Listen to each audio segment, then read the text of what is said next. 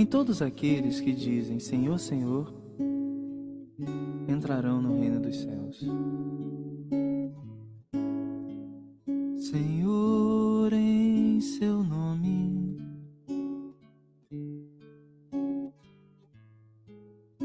Senhor, em seu nome, eu falava às pessoas, jogava as sementes, plantava e colhia paz.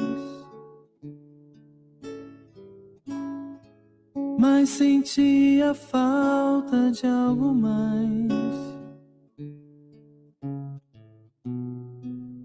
Eu fazia quase tudo, e hoje tudo é quase nada, frente à obra e seu Criador. Sinto não sabemos dar valor. Faltava-me mudar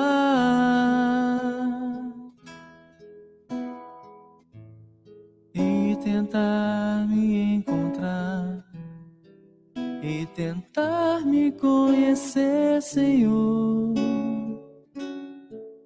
Ser mais um em seu rebanho a caminhar. Não me cabe só falar, também cabe agir e me tornar um instrumento seu a melhorar.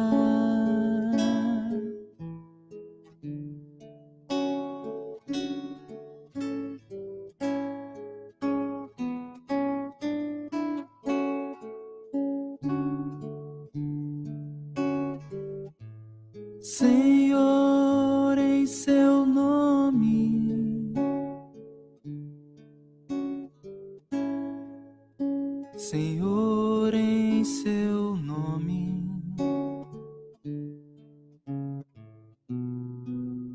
eu fazia muitos planos, mas os anos seguem em frente e nos fazem ver quem somos.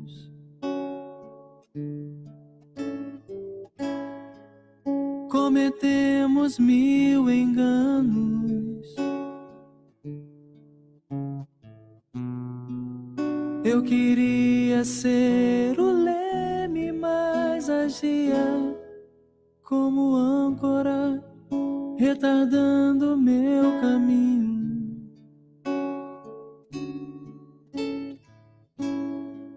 Sou o meu próprio espinho.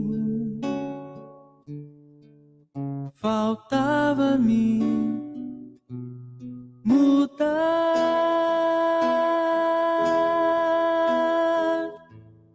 e tentar me encontrar e tentar me conhecer, Senhor.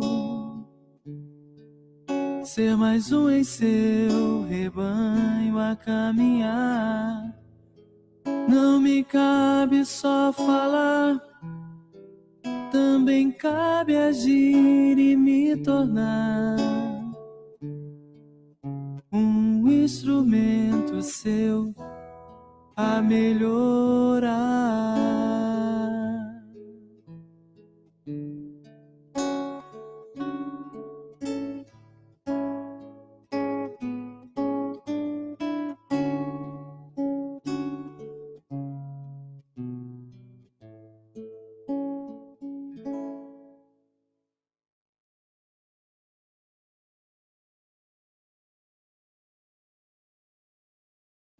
Olá, meus queridos amigos, minhas queridas amigas, sejam muito bem-vindos ao nosso EAD, hoje com o roteiro 2 do módulo 1.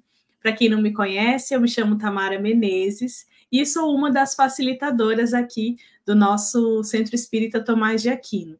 Eu estou fazendo esse estudo hoje gravado, né? Ainda não posso estar ao vivo com vocês, em função das minhas atividades profissionais, mas saibam que meu coração está aí com vocês, assistindo ao vivo, e com certeza estamos à disposição para tirar as dúvidas, os esclarecimentos. Deixem aqui os comentários e também participem no nosso grupo do WhatsApp. Então vamos começar o nosso estudo hoje com um tema muito bom, que é versando sobre essa parte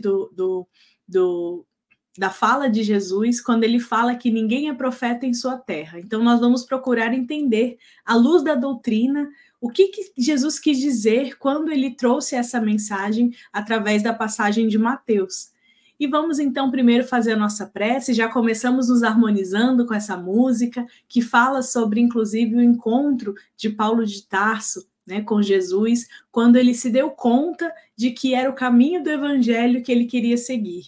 Então, vamos fazer a nossa prece inicial, nos harmonizar, agradecer a espiritualidade por estarmos aqui juntos, reunidos nesse estudo, nos colocando à disposição para o aprendizado. E lembrando, né, nós estamos aqui, eu estou aqui na condição de facilitadora, mas eu não estou aqui na condição de ensinar ninguém, né? Não sou aqui, não pretendo aqui ensinar ninguém, até porque quando nos colocamos nessa posição, estamos muito mais aprendendo do que ensinando. Então, vamos aprender juntos e desenvolver esse aprendizado, essa edificação íntima juntos.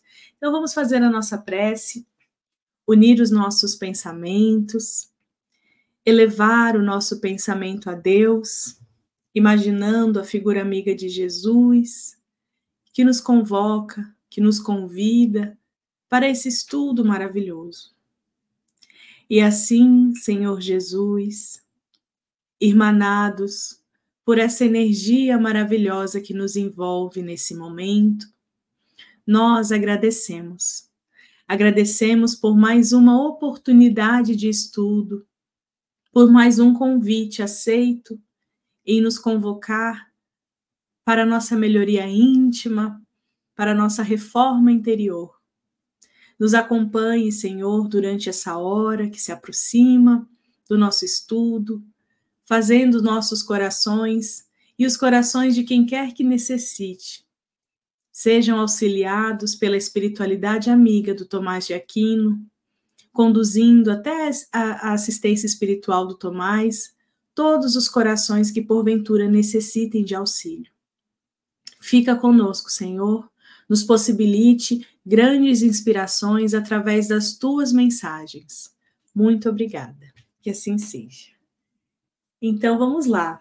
Vamos começar com os objetivos, as ideias principais, e depois vamos entender, né, fazer a leitura do texto evangélico e entender ao que se refere esse texto e como a gente pode interpretar a partir da literatura espírita. A base principal para esse estudo, além do Evangelho segundo o Espiritismo, é também o livro A Gênese, e também outras leituras que nós vamos trazer aqui ao longo do roteiro. Então, vamos lá para nossas ideias principais e o nosso objetivo. Bom, o nosso objetivo principal nesse roteiro será explicar, à luz do entendimento espírita, a afirmativa de Jesus quando ele disse que ninguém é profeta em sua terra. Nós vamos entender o contexto, entender ao que se refere e procurar conhecer um pouquinho mais, aprofundar esse estudo. Afinal de contas, é esse o nosso objetivo aqui no EAD. E nós temos aqui a primeira ideia principal, em que temos uma interpretação, na verdade, do Emmanuel, né? Quando ele fala que o preconceito social, motivado pelo orgulho e vaidade, assim como a inveja e o ciúme, são imperfeições espirituais que refletem o caráter de alguns indivíduos que não conseguem reconhecer o valor moral ou intelectual das pessoas que lhes são próximas. Por esse motivo, afirmou Jesus com sabedoria: não há profeta sem honra, a não ser na sua pátria e na sua casa. Então, nesse primeiro momento, nós já temos aqui uma ideia central, né, uma ideia principal, de que o que Jesus estava afirmando quando ele disse não há profeta sem honra, a não ser na sua pátria e na sua casa, é que existe uma relação de pertencimento desse espírito quando alocado, né, naquele lugar em que ele se encontra, seja no reino dos céus, por exemplo, que é o nosso objetivo. Quando Jesus nos convida ao reino dos céus, ele fala: há muitas moradas na casa de meu pai. Então, a nossa casa, né, a nossa origem, na verdade, nossa direção é sempre a espiritualidade, é sempre a vida maior. Então, quando ele fala sobre isso, não há profeta sem honra, a não ser na sua pátria e na sua casa, é porque o nosso pertencimento, o nosso lugar real é no reino dos céus. E o reino dos céus está onde? No nosso coração. Né? Ele expande a partir da nossa consciência, que é onde reside a lei de Deus, e se refaz e se constitui exatamente no nosso fazer. Nós vamos entender um pouco mais. Então, primeiro vamos ver o texto evangélico, que consta lá no livro de Mateus, no capítulo 13, nos versículos 54 a 58. E olha o que nos diz esse texto. E, chegando à sua pátria, ensinava-os na sinagoga deles, de sorte que se maravilhavam e diziam: de onde veio a este a sabedoria e estas maravilhas? Não é este o filho do carpinteiro? E não se chama sua mãe Maria e seus irmãos Tiago, José, Simão e Judas? E não estão entre nós todas as suas irmãs? De onde lhes veio, pois, tudo isso? E escandalizavam-se nele.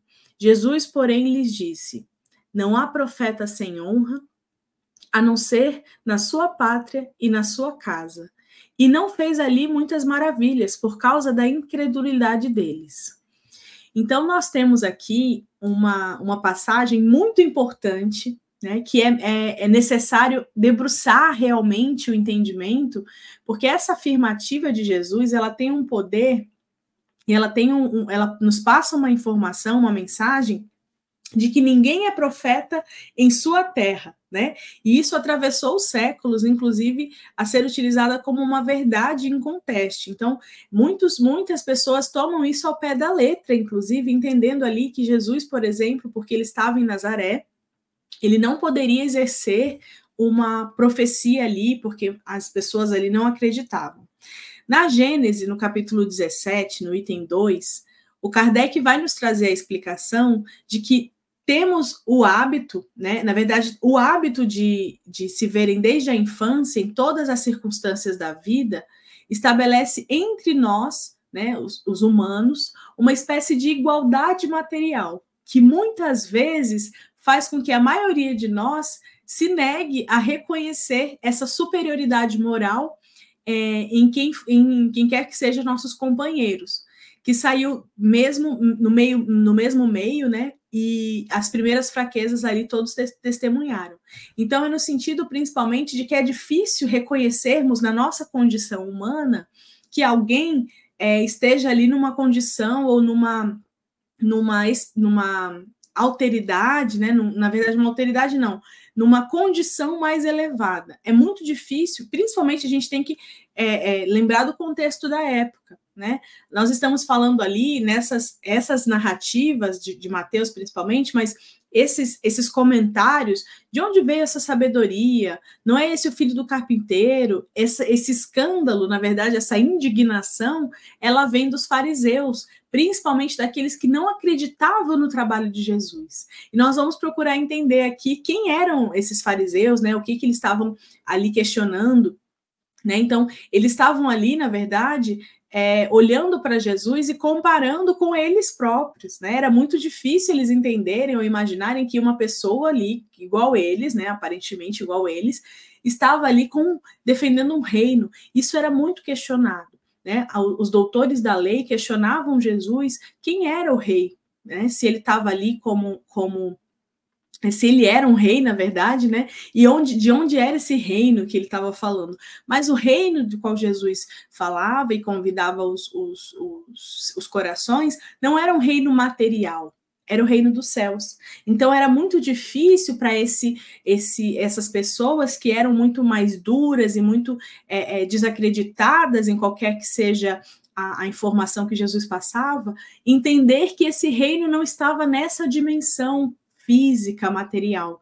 Então, eles cobravam de Jesus como se ele fosse um rei, né? Inclusive tem algumas relações, né, que Jesus seria o rei dos judeus, mas na verdade ele nunca defendeu no sentido de ser rei ele ou não, né? Então, por isso que ele sempre falava, o meu reino não é deste mundo, porque era para passar essa ideia de que o reino verdadeiro é o reino dos céus, e o reino material, que era o reino, né, que eles estavam ali vivenciando, aquela condição material, isso não pertencia à espiritualidade. E aí, lá na Gênese, Kardec vai trazer essa explicação, falando que nós sofremos o orgulho quando temos que reconhecer o antecedente do outro. Então, muitas vezes o orgulho nos impede de reconhecer, por exemplo, aquela pessoa como uma pessoa que traz ali uma história, que traz um contexto, e aí ele fala, quem quer que se eleve acima de um nível comum, está sempre em luta com o ciúme e com a inveja.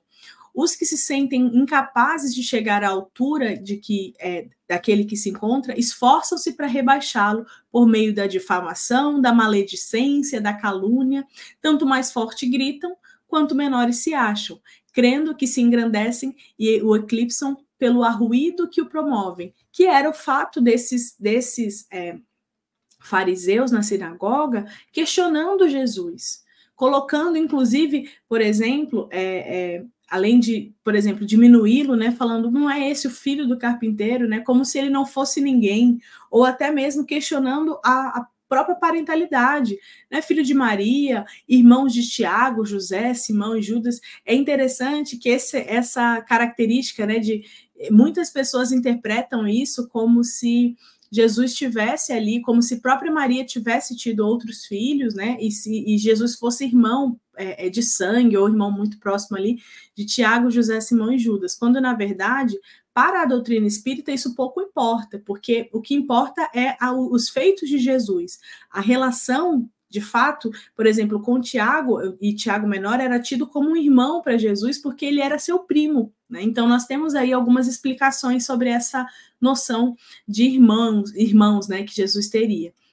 E aí é interessante porque Kardec vai trazer essa explicação. Ele vai falar que tal foi e será essa história da humanidade enquanto os homens não houverem compreendido a sua natureza espiritual e alargado esse horizonte moral. Então, enquanto nós estivermos aqui vendo somente a questão material, nós não vamos conseguir enxergar que temos além, né? Que temos a vida espiritual e o reino dos céus que nos aguarda, sim, como nossa verdadeira vida. E aí ele fala que por aí se vê que semelhante preconceito é próprio dos espíritos acanhados e vulgares que tomam as suas personalidades por ponto de aferição de tudo. Então, é aquele coração que vai medir o outro de acordo com a sua régua, achando que o outro deve fazer o que ele faria. E a gente costuma ouvir muito, né? Quando a gente comenta alguma coisa, por exemplo, da nossa vida particular, fala, por que aconteceu isso? Aí a pessoa vai e comenta, mas eu não faria isso. Então, eu sou assim, como se aquilo fosse sobre ela, né? Quando, na verdade, não é sobre ela. E aí a gente vê que, na verdade, isso é uma condição humana. Nós temos a tendência de nos compararmos, de olhar para o outro achando ou pensando como nós faríamos, né? Mas, na verdade, nossa ação deve ser em vista da caridade, em nos colocarmos à disposição do outro, em acolher, ouvir e, principalmente, não julgarmos, né? Porque, sim, é muito fácil julgar, mas é difícil calçar os sapatos do outro, não é mesmo? Então, vamos seguindo aqui para nós vermos o restante das interpretações. Então, nesse primeiro momento, nós vamos ver esse pedaço aqui da interpretação, que é dessa parte, né? Chegando à sua pátria, ensinavam-os na sinagoga deles, de sorte que se maravilharam e diziam, de onde veio a sabedoria e essas maravilhas? Não é este o filho do carpinteiro? Não se chama sua mãe Maria, os seus irmãos Tiago, José, Simão e Judas? E não estão entre nós todas as suas irmãs? De onde lhe veio, pois, tudo isso? E tal situação, como está lá no roteiro, nos faz deduzir que ninguém se revelaria surpreso se a origem de Jesus fosse outra, se viesse de uma classe intelecto-social mais elevada, conhecida como a dos bem-nascidos. Por quê? Primeiro, pelo fato de Jesus ter uma oratória envolvente. Ele conseguia ali capturar a atenção, porque as palavras simples de Jesus prendiam a atenção dos corações mais humildes, e ele conseguia fazer entender coisas muito complexas, como a existência da alma, como a relação com Deus, a comunhão com Deus, o entendimento dos desígnios de Deus, o reino dos céus, a explicação sobre a vida, e Jesus explicava isso de uma forma muito simples, muito envolvente. Imaginem, nós nos colocarmos à frente de Jesus e escutarmos uma de suas palestras. Imaginem, nós seríamos capturados imediatamente. Então, os fariseus, os descrentes, na verdade, eles olhavam para aquela oratória e questionavam, perguntando assim, poxa, mas de onde é que ele vem? Como é que ele pode ser tão culto, né, se ele não é ninguém, entre aspas, né? Porque era essa a atribuição que eles tinham a Jesus, era como se ele não fosse ninguém. E aí nós temos o entendimento de que a natureza humana se revela controvertida em muitas ocasiões, principalmente quando se trata das relações pessoais. No texto em questão, nessa análise, nós percebemos a mesma forma que os ensinos de Jesus produziam admiração às pessoas que não conseguiam ignorar, por exemplo, o fato dele ser filho de um carpinteiro. Essas indagações, esses murmúrios que foram proferidos na sinagoga durante essa preleção de Jesus, que foram saturadas no desdém e na descrença, indicam, por um lado, um preconceito social contra alguém que pertence a uma família desprovida de bens materiais ou de um destaque social, né, um bem-nascido, uma pessoa intelectualmente ali social desenvolvida, ainda que essa família fosse conhecida pela sua notória respeitabilidade. Nós temos que lembrar que Jesus passou 30 anos, antes dos 3 anos de suas pregações, ele passou 30 anos com a sua família. Então, ele se desenvolveu, inclusive, na própria tarefa de José na carpintaria. Por isso que ele é conhecido por esses corações que falam naquele momento, julgando Jesus, como o filho do carpinteiro. Inclusive, de uma forma até jocosa, né? De uma forma até quase ali, como se fosse uma injúria, como se fosse uma ofensa.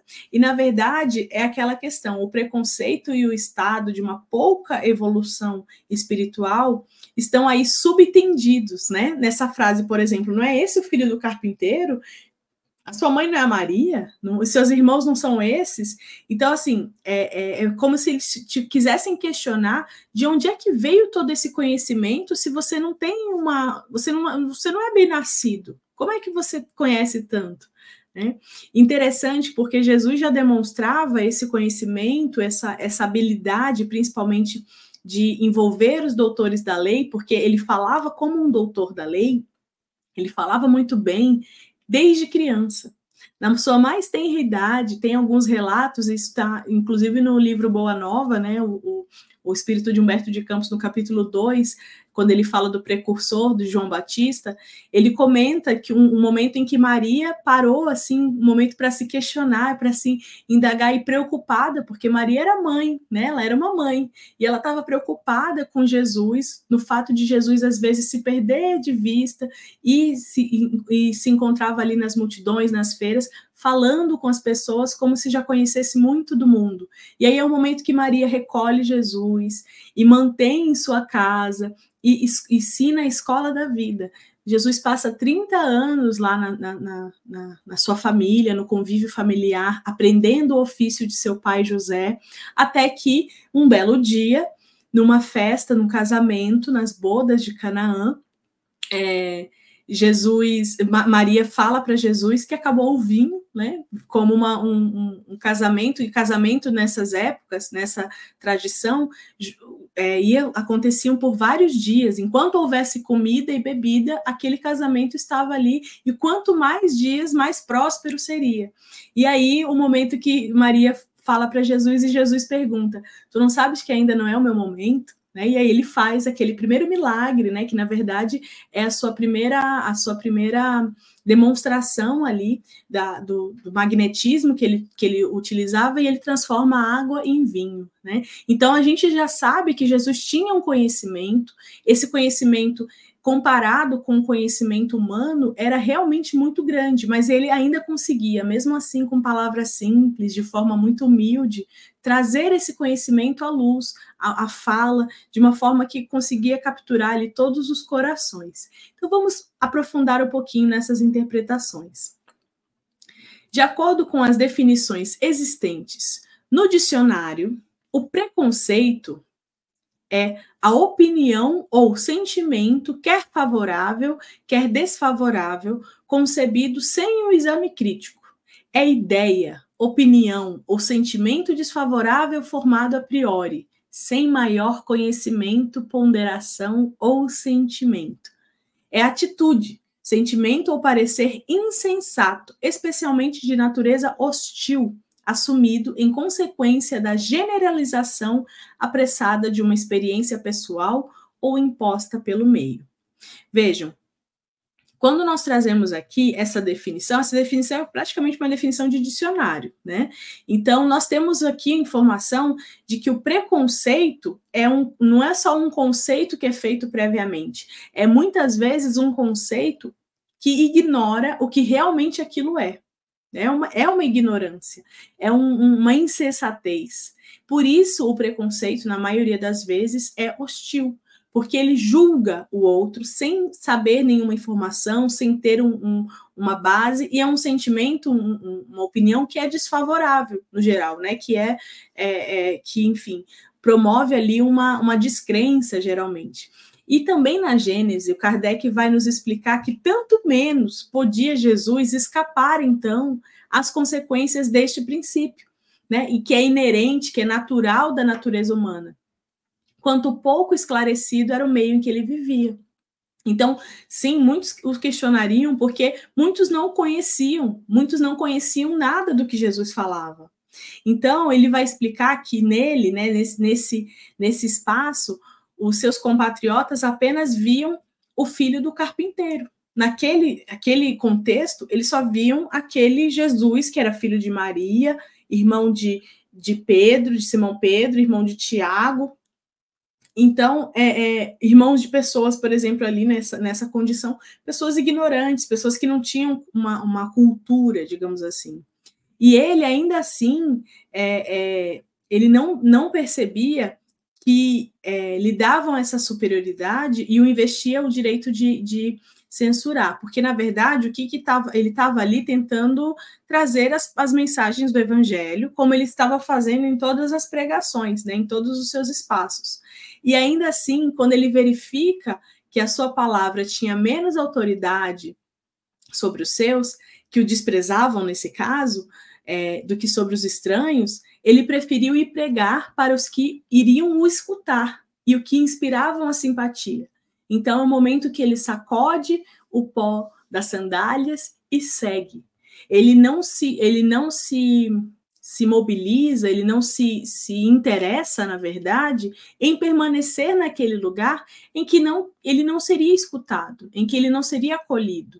E veja, ele estava na sua casa, né? Tem Nazaré, né? Tem uma passagem, eu não me lembro agora qual é o capítulo, mas é no livro Boa Nova também, se eu não me engano é o capítulo 10, do perdão, que Filipe se indigna com Jesus. Olha só, o apóstolo Filipe era um apóstolo jovem, né? Ele chega com Jesus e ele fica muito chateado. Ele fala assim, poxa, lógico que ele não fala desse jeito, né? Mas ele fala assim, poxa, Jesus, nós temos grandes feitos, e aqui é a sua casa, aqui é a sua cidade, né? A sua aldeia. Por que a gente não pode ficar aqui? E aí Jesus explica, né, de uma forma muito simples a Filipe, que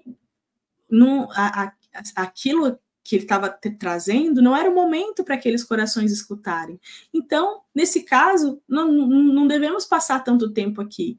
Ele não em nenhum momento, ele não se sentiu ofendido, em nenhum momento ele sente raiva, porque Jesus era um espírito puro, o espírito mais puro que já pousou na terra. Então, ele não iria sentir raiva, por exemplo, angústia, ingratidão. Pelo contrário, ele acolheu aquilo na condição pela qual se apresentava, entendeu e seguiu viagem. Foi isso que ele fez.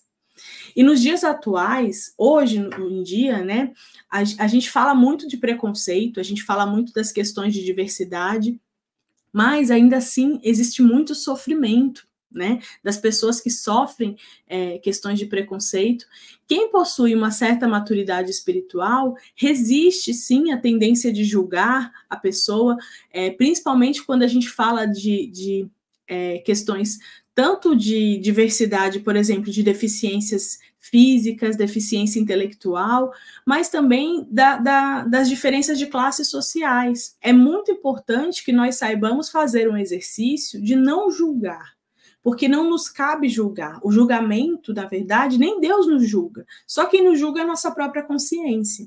Então, nós temos que reconhecer que, perante Deus, nós somos todos iguais, porque nós fomos criados, né, simples e ignorantes, e as nossas tendências vão se modificando de acordo com as nossas experiências, e hoje cada um caminha no seu processo, dentro das suas condições, dentro das suas possibilidades. Nós não podemos, de forma nenhuma, julgar o que é certo ou errado, o que é um caminho mais adequado ou não, porque nós não saberíamos se nós faríamos diferente ou não. Não temos como saber. Então, o nosso papel na Terra é principalmente do exercício da caridade. Amar a Deus sobre todas as coisas e ao próximo como a si mesmo. Eis o mandamento maior. Quando Jesus nos exemplificou a partir disso, ele estava nos convidando principalmente para exercitar o amor. E o exercício do amor mais simples é a caridade, né? Então vamos seguindo aqui nessas interpretações.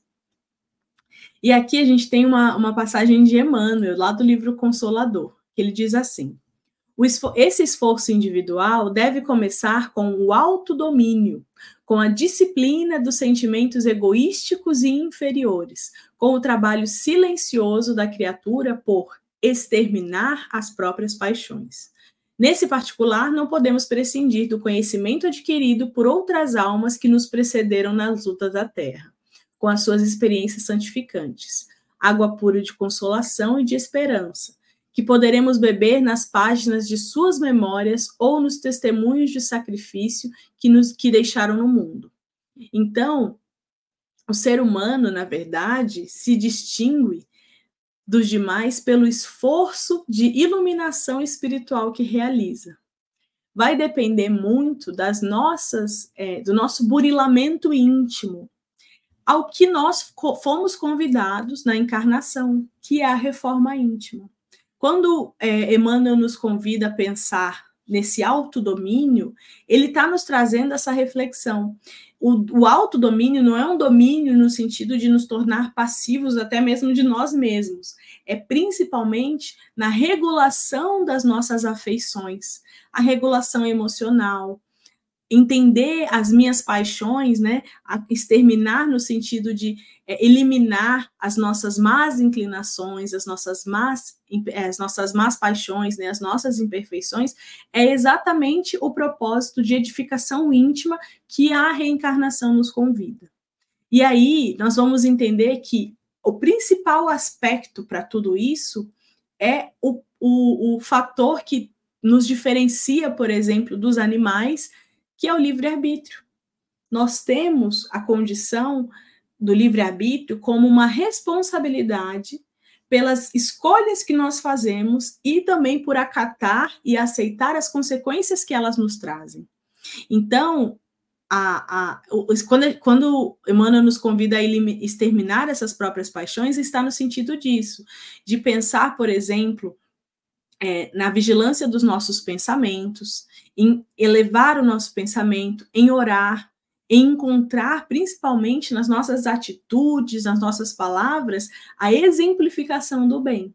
Nós temos que colocar em prática aquilo que nós estudamos. Não faz sentido, nós seremos como um sino que só faz barulho, se nós não praticarmos esse estudo, se nós não colocarmos no campo da ação o que nós já estamos no campo do conhecimento.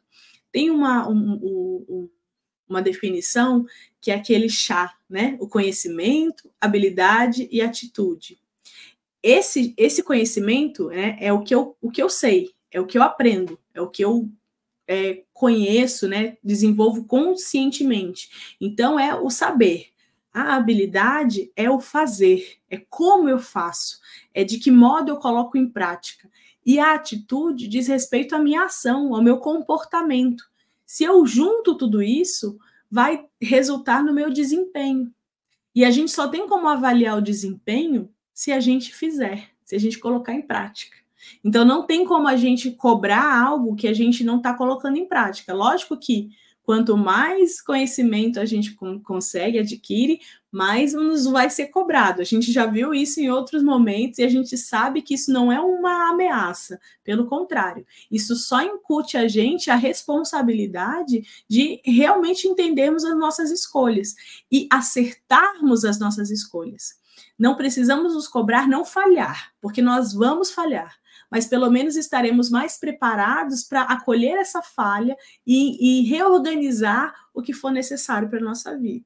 Então, na verdade, quando Jesus fala, nos convida a ser indulgentes, a ser benevolentes, né? Quando ele fala da benevolência para com todos, a indulgência para com as imperfeições e o perdão das ofensas, que é o BIP, Jesus está nos convidando exatamente a exercer isso não somente com o outro, mas também conosco mesmos, porque esse é o convite real. O nosso principal adversário nessa encarnação somos nós mesmos, são as nossas imperfeições, são as nossas características aqui a serem melhoradas, né? Então vamos continuar com essas reflexões que estamos aqui buscando. E aqui nós temos, que é muito importante considerar, como eles colocam lá no roteiro, que é faltar com a caridade agir com discriminação. Uma vez que o amor e a caridade são um complemento dessa lei de justiça. Porque amar o próximo é fazer todo o bem possível, que nos seja possível e que também desejaríamos que nos fosse feito. Quando Jesus nos convida a amar o próximo, ele nos convida com uma condição, amar o próximo como a si mesmo. Então, nós temos que exercer essa caridade não só com o outro, mas como com nós mesmos, porque é como nós gostaríamos que fosse exercido conosco.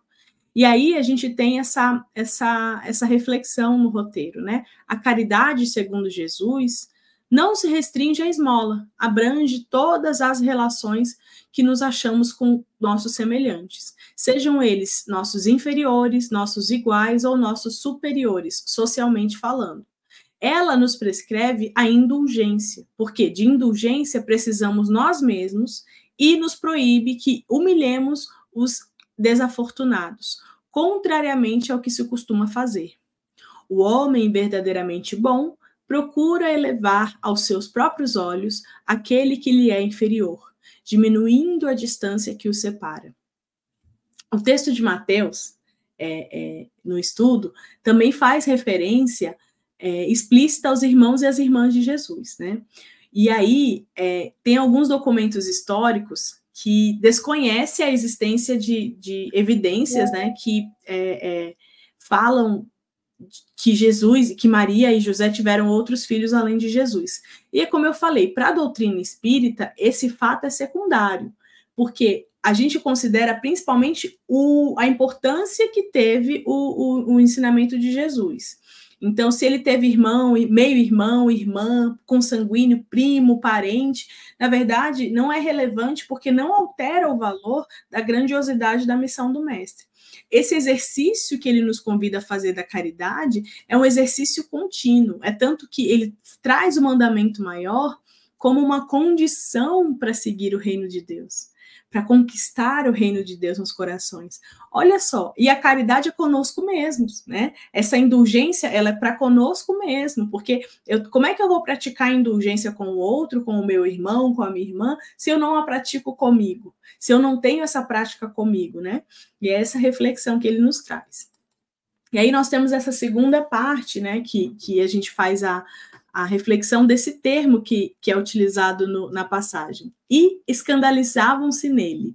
A palavra escandalizavam, citada no texto, tem o significado de indignação. A pregação de Jesus, que no início causou admiração e perplexidade, foi considerada ofensiva após a racionalização. Escandalizavam-se demonstra, então, a existência de um orgulho e vaidade de forma inequívoca. Naquele fugaz espaço de tempo, eles se viram sem máscaras, como criaturas imperfeitas. Daí a indignação. Daí banalizarem a valiosa pregação de Cristo, porque, segundo a distorcida percepção demonstrada, tratava-se apenas de um nazareno comum, filho de pessoas comuns. E aí entra um outro ponto controverso da natureza humana, totalmente compatível com o nível de imperfeição espiritual. No primeiro momento, por eles se encontrarem mentalmente desarmados, os ouvintes ficaram maravilhados com as falas do mestre. É tanto que estavam ali, como é colocado no começo, né, maravilhados ouvindo. Contudo, logo reconheceram que Jesus, identificado como um conterrâneo, como um nazareno, filho de um humilde carpinteiro, e despencaram ali abruptamente, né, desse plano de vibrações superiores para onde o mestre estava conduzindo e proferiram então essas indagações compatíveis então com outro patamar evolutivo que se encontravam. Então começaram a questionar: ué, mas esse não é o filho do carpinteiro? Ué, mas ele não é filho da Maria? O que ele está fazendo aqui? Da onde vem esse conhecimento? Na verdade, nessa reação indignada, nessa reação escandalizada, demonstrada por essas pessoas, foi direcionada para si mesmo e não para o Cristo. Eles estavam escandalizados com as suas reações, com o fato de, por exemplo, terem se maravilhado num primeiro momento com aquelas palavras e se sentiram enganados, né, por eles mesmos. Mesmo sendo envolvidas pelo magnetismo de Jesus, pela sabedoria e pelas harmonias superiores do seu espírito, não conseguiram compreender o que estava acontecendo, não compreenderam sequer as elucidações colocadas ali por Jesus. É por isso que Jesus faz a escolha de seguir adiante, de não ficar ali, porque ele sabia, e Jesus percebia, né, gente? Jesus tinha uma percepção do ambiente muito, muito importante. Então, ele sabia quando ele não ia ser bem-vindo ali, digamos assim. Ele sabia que ali não ia sair bons frutos, que talvez ali ele colocasse uma semente, mas não germinaria. Então, ele decidiu se afastar, né? Ele decidiu se retirar. E diante dessa atitude, como nos diz aqui no roteiro, o mestre amado reconheceu com humildade que ninguém é profeta em sua terra e seguiu adiante, em busca de corações receptivos aos seus ensinamentos sublimes. Sobre essa questão, Emmanuel vai nos dizer na leitura Religião dos Espíritos que com Jesus nós percebemos que a humildade nem sempre surge da pobreza ou da enfermidade, que tantas vezes somente significam lições regeneradoras, e sim que o talento celeste é a única atitude da alma que esquece a própria luz para levantar os que se arrastam nas trevas, e que procura sacrificar a si mesmo nos carreiros empedrados do mundo, para que aprendam os outros, sem constrangimento ou barulho, a encontrar um caminho para as bênçãos do céu. Então, nós temos essa interpretação, quando Jesus percebe que ninguém é profeta em sua casa, é principalmente no sentido de que aqui nesse espaço, por exemplo, né, lá em Nazaré, talvez não seja um momento para fazer florescer, nesse momento, o evangelho no coração dos homens. E Jesus tinha pressa. Ele sabia que ele precisava alcançar o máximo de corações possíveis. Então, ele não fazia sentido ele ficar ali, às vezes, num lugar que, para ele, estaria sendo hostil e estaria sendo desnecessário, porque não seria aproveitado o seu conhecimento ali. Vejam, eles ficaram maravilhados no começo e depois indignados, depois escandalizados. Então, eles não estavam ali preparados para receber essas mensagens de Jesus, de modo a abrir o coração ao entendimento do seu verdadeiro valor. Eles estavam esperando, na verdade, que Jesus explicasse de onde ele era, por que ele falava tão bem, né? Então, eles estavam, na verdade, questionando a si próprios, por que eles estavam ali conseguindo acreditar, ouvindo Jesus, né? Essa passagem é uma passagem muito importante, muito interessante, né? De pensarmos que até hoje isso acontece. Até hoje, passados milênios depois de Jesus ter vindo à Terra, ainda temos realmente muitos corações que resistem porque não conseguem se aprofundar. A resistência a um conhecimento, né, um preconceito ou uma discriminação a determinadas informações revela principalmente muito de si mesmo, Revela, por exemplo, o fato da pessoa não conseguir ali abrir mão da sua vaidade ou abrir mão do seu orgulho para conseguir compreender o outro, né? Então, é uma passagem que nos traduz muitas coisas, né? E aqui, nesse último ponto que nós fazemos o destaque, nessa parte que Jesus, porém, lhes disse: não há profeta sem honra, a não ser na sua pátria e na sua casa. E não fez ali muitas maravilhas por causa da incredulidade deles. Então, a reação dos praticantes da lei mosaica foi, de certa forma, esperada, uma vez que há sempre uma resistência a uma nova ideia. Tratando-se da mensagem cristã, sobretudo, a oposição foi ferrenha, pois essa contrariava múltiplos interesses. É comum encontrarmos oposição nas pessoas que convivem próximas a nós, quando oferecemos uma proposta de mudança. A oposição é sempre proporcional à importância dos resultados previstos, porque quanto maior ela é, tanto mais numerosos são os interesses que ferem. Isso está lá no Evangelho segundo o Espiritismo, capítulo 23, item 12. E o Kardec vai nos trazer essa informação de que Jesus vinha, então, proclamar uma doutrina que tiraria pela base os abusos que viviam os fariseus, os escribas, os sacerdotes do seu tempo. E aí acabaram por calar Jesus. A tentativa ali foi calar Jesus. E querendo principalmente matar essa ideia, matar esse pensamento colocado, imaginem, um pensamento colocado a um povo que tinha a imagem de um Deus austero, de um Deus vingativo, punitivo, quando Jesus chega e fala que Deus, na verdade, só nos traz amor, que a gente pode falar com Deus aqui, numa prece, numa oração, que eu não preciso ir até o templo para orar, eu posso orar dentro da minha casa, recolhido no meu quarto.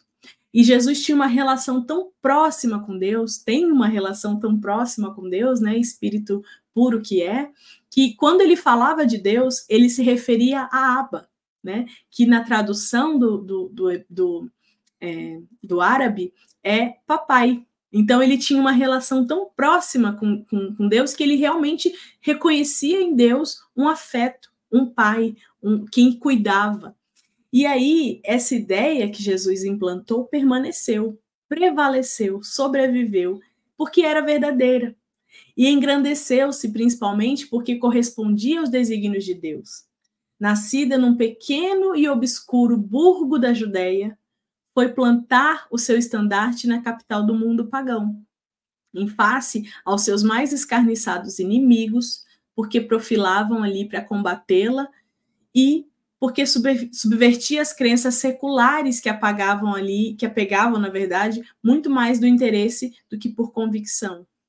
E aí nós temos o relato de Humberto de Campos, que ele fala que na entrada gloriosa de Jesus em Jerusalém, o povo judeu suspirava por alguém com bastante autoridade que os libertasse dos opressores. Não seria, então, o tempo de redenção de Israel? E esse o orgulho que o romano tinha, né, que colocava a Palestina nos braços tirânicos, era algo que colocava um medo, que causava uma insegurança a essa população. E por isso é que Jesus representava a renovação, a promessa. Porque mesmo entre os sacerdotes e os membros do Sinédrio, a expectativa era de que o advento do Messias, era essa a esperança. E percebendo a intenção, então, e os desejos do povo, de alguns dos seus representantes religiosos, Jesus, então, reúne 12 apóstolos, em que ele vai convidar um a um, pessoalmente, para esclarecer a respeito de tudo, e principalmente para levar as mensagens do reino de céus. E aí, concluída, então, essa conversa reservada, os apóstolos se dirigem à via pública, onde eles encontram, então, o patriarca na multidão. E ali, naquele momento, é muito interessante que lá no nosso roteiro tem esse diálogo, né, esse momento em que os apóstolos chegam, foram 6 os apóstolos, né, que chegaram ali naquela multidão, e é esse momento que Jesus sintetiza e fala que não há profeta sem honra, a não ser na sua pátria e na sua casa. E aí Filipe responde para um patriarca que pergunta o que o profeta disse. Ele se explicou? Aí Filipe diz sim. Recomendou que o Senhor que para o maior seja servo do menor, e todos deveremos nos amar uns aos outros. E aí o ancião pergunta de olhos lúcidos: o sinal do movimento? E Filipe fala: estará justamente no amor e no sacrifício de cada um de nós. Quando ele fala do sacrifício de cada um de nós, é no sentido do sacrifício das nossas imperfeições, de abrirmos mão das nossas paixões, das nossas más inclinações. E aí o patriarca fala: dirigir-se-á imediatamente a César, fundamentando o necessário protesto. E aí o Filipe responde: disse-nos para confiarmos no Pai e crermos nele também, nosso Mestre e Senhor. Não se fará, então, exigência alguma? Perguntou o patriarca irritado. E Filipe fala: nos aconselhou a pedir ao céu o que for necessário e afirmou que seremos atendidos em seu nome. Então, esses patriarcas se entreolham, né? Esses anciões se entreolham, observam, admirados, e falam: e nossa posição? Não somos o povo escolhido da terra? Afinal de contas, eles estavam ali representando a lei. Muito calmo, Filipe responde: disse o mestre que não somos do mundo, e por isso o mundo nos aborrecerá, até que o seu reino seja estabelecido. E aí o fariseu, ele fala para o patriarca, né, que é um fariseu mais antigo, fala: não te disse, Jafete, tudo isso é uma farsa. Quando, na verdade, nessa hora, né, desde essa hora, compreendendo que Jesus cumpria, acima de tudo, a vontade de Deus, longe de qualquer disputa, porque os homens da multidão abandonou, nesse instante, inicia, então, a perseguição de Sinédrio, que tomou o vulto, e o Messias, sozinho com a sua dor e com a sua lealdade, experimentou a prisão, o abandono, a injustiça, o açoite, a ironia e a crucificação. E essa foi uma das últimas lições dele entre as criaturas, nos dando a conhecer que é muito fácil cantar as hosanas de Deus, mas é muito difícil cumprir a vontade de Deus, com o sacrifício de nós mesmos. Porque é muito fácil nós falarmos, nós esbravejarmos e colocarmos aí várias palavras ao vento, mas é muito difícil agirmos de acordo com os seus desígnios e respeitando principalmente os seus desígnios. E que nós saibamos, sim, fazer valer a palavra de Jesus e principalmente colocar no campo da ação os seus ensinamentos, porque nós seremos, sim, cobrados de acordo com o que nós conhecemos e que nós saibamos fazer jus a esse conhecimento. É isso, minhas amigas, meus amigos, que nós tínhamos para conversar hoje. Eu deixo aqui meu beijo carinhoso, meu abraço apertado. Vamos fazer a nossa prece final, elevando o nosso pensamento a Deus novamente, imaginando a figura amiga de Jesus. E assim, Senhor querido, agradecidos por essa hora de estudo, elevando o nosso pensamento até o nosso Pai Celestial, nós te pedimos que nos acompanhe durante o nosso desdobramento, que nos possibilite a internalização de todas essas mensagens e informações tão importantes e necessárias ao nosso aprendizado. Fica conosco, Senhor, nos acompanhe em nossas escolhas, faça nossas mentes sempre se expandirem e se iluminarem por meio do Teu Evangelho. Muito obrigada pela oportunidade. Obrigada à espiritualidade amiga do Centro Espírita Tomás de Aquino, que nos acompanha em cada tarefa, assistindo, nos auxiliando e permitindo aos nossos espíritos o auxílio necessário. Fica conosco, hoje e sempre. Que assim seja. Um beijo, minhas amigas, meus amigos. Fiquem com Deus e até a próxima, se Deus quiser. Tchau, tchau.